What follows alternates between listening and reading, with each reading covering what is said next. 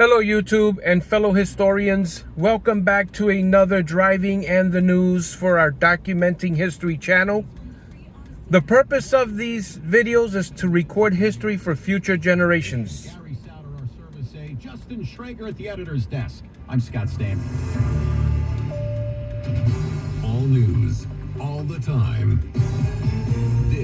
We're here on Marshall Street in Patterson getting ready to commute to work.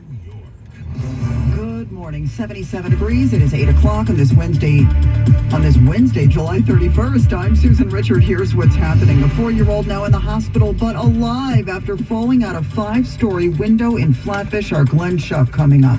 Iran's supreme leader vowing revenge against Israel over the killing of a top Hamas official.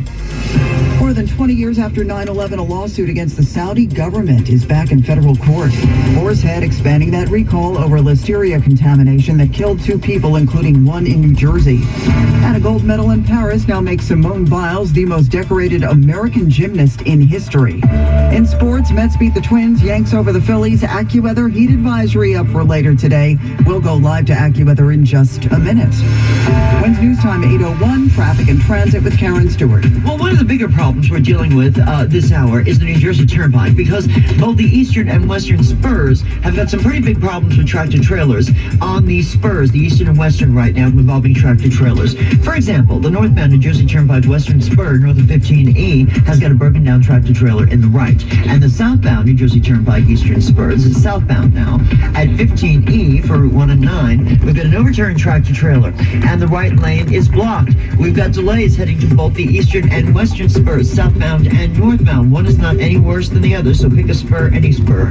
Then if you're traveling the northern suburbs, the New York State Thruway is in trouble, because southbound near exit 10 for Route 9W, we've got an accident in the right and center lane. A tractor trailer overturned, lost its cargo. The tractor trailer just got uprighted. Well, they're trying to upright it anyway. It's on its side right now, so this could take a little while. Then the Springbrook's in trouble too, because the northbound Springbrook, north of Grasslands Road at 100C, we've got a crash. The left and center lanes are blocked, and your alternate there is going to be the Sawmill River Parkway. Long Islanders westbound Northern State at exit 34, we got a crash on the left. Also a crash on the left on the westbound Southern State at exit 24 for West Merrick Road. Traffic and transit every 10 minutes around the clock, sponsored by Sansone Auto Mall, Route 1 in Woodbridge. I'm Karen Stewart, 1010 Wins on 92.3 FM. Get amazing savings this summer at Sansone Nissan on Route 1 in Woodbridge. Get huge deals on brand new vehicles like the 2024 Sentra, Rogue, and Pathfinder. Get your vehicle before it's too late. Visit Sansone Nissan or call 1-800-SANSONE today.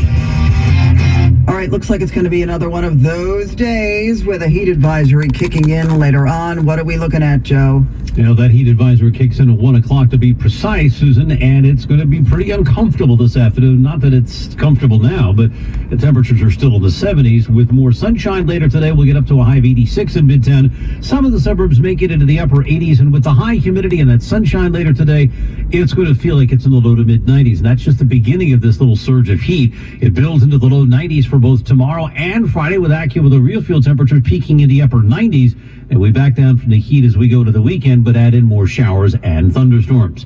I'm meteorologist Joe Lundberg. I'll have a full look at the 4-day forecast in under 10 minutes on New York's weather station, 1010 Wins on 92.3 FM. A 4-year-old now in serious condition after surviving a fall from a 5-story window in Flatbush. I'm told the parents of this 4-year-old boy are with him at Maimonides Hospital, where he's still in serious condition, but he is stable. We're told he should make a complete recovery, which is incredible. When you look up at this window on the 5th floor, about 55 feet up, this is where the boy fell from about 8:45 last night.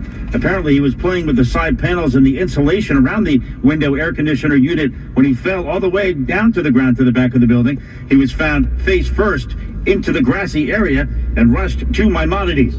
Police interviewed the family and neighbors as well, and they don't believe there's any foul play here. The child was not left alone. They're calling this an accident right now. Glenn Schuck, 1010 Wins, 92.3 FM. In Flatbush. Violence on an F train lands an MTA employee in the hospital. Police say the 54-year-old had gotten into some kind of dispute with a man while the train was at the 179th Street station in Queens overnight. That man pulled a knife or some other sharp object and slashed the worker across both of his hands. The suspect fled the scene and is yet to be caught. The worker is listed in stable condition. New regulations finally allowing officials to close the door for good on illegal pot shops around New York City. The owners of legal shops are grateful. In fact, today, Mayor Adams and Governor Hochul will be in the Bronx. They're expected to talk more about word that 700 illegal stores have been shuttered.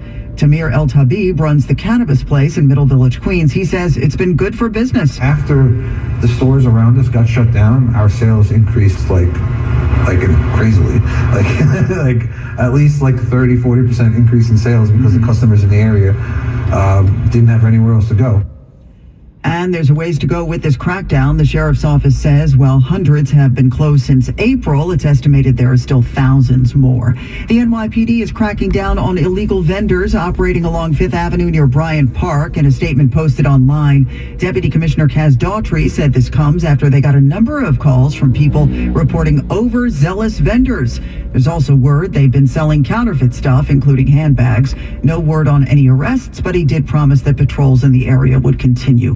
The legislation still being debated in committee up in Albany, but some local liquor store owners in the city are making their opinion known about a new bill to change the bottle deposit rules in New York State.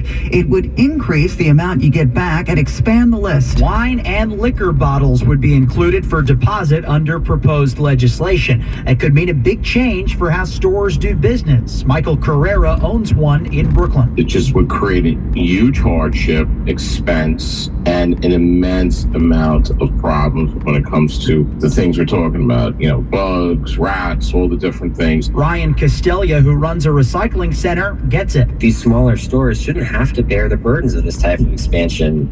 It's redemption centers like the one that we operate that are best equipped. Castelia is supporting increasing the bottle deposit from 5 to 10 cents. He thinks it'll help the low-income people who depend on that living.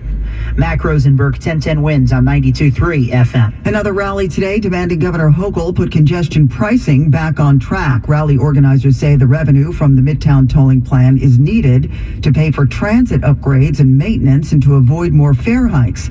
Governor Hochul put that plan on hold, saying it would be too much of a financial burden on many drivers. At the same time, she promised to find funding for the most important projects.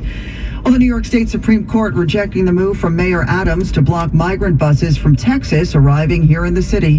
His lawsuit accused bus companies of violating New York social services law by dropping off thousands of people without providing means of support.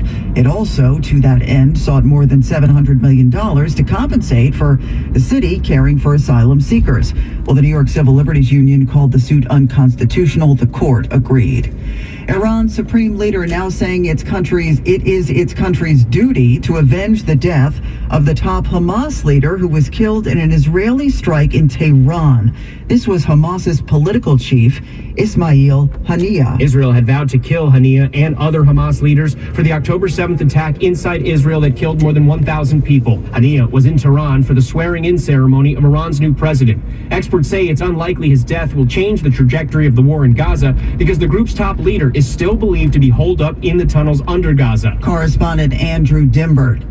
Will this, along with the Israeli strike in Beirut in retaliation for the Hezbollah fire that killed 12 people at a soccer stadium, spark a wider conflict? U.S. Defense Secretary Lloyd Austin. I think it's all connected, but I think, quite frankly, I don't see a return to where we were several months ago. Not yet.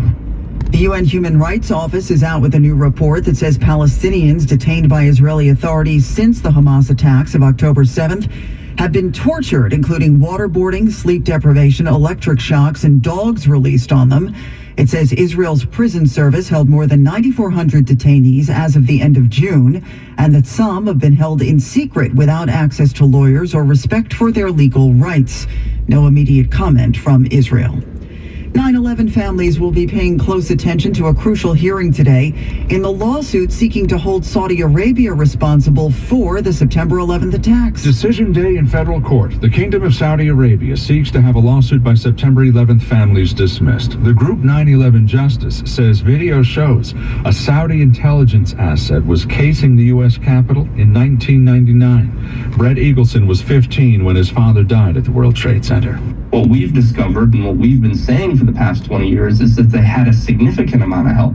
And that help came from elements within the Saudi government. So we want the world to know what we know, and we want to be vindicated. The Saudis say no government official gave any direction to assist 9/11 hijackers. Sean Adams, 1010 wins on 92.3 FM in Lower Manhattan. At the Olympics in Paris, Simone Biles becomes the most decorated American gymnast in history. Biles and Team USA golden again, coming out on top in the all-around final. Biles withdrew from this competition in Tokyo after suffering from what gymnasts call the twisties. They took silver in those games. Their last gold was 8 years ago in Rio. But Biles twisted and turned effortlessly, pushing through a calf injury, competing in all 4 events. That's correspondent James Longman. For her part, Simone Biles offering some words of encouragement for some of her fellow athletes. Just go for it, make sure you're having fun, and you can accomplish big things as long as you're mentally and physically in tune. You can do whatever you dream of. Yeah, yesterday's gold was her 8th Olympic medal. She was previously tied with 90s gymnastics star Shannon Miller at 7. Now this message, Riverside Memorial Chapel, for generations, a symbol of June. All right, guys, thank you so much for joining me on this episode. I am going to go into Price Right here and pick up a few goodies as soon as I can do so. All right, guys, thank you so much for joining me on this episode. Hopefully, we'll see you on the next one.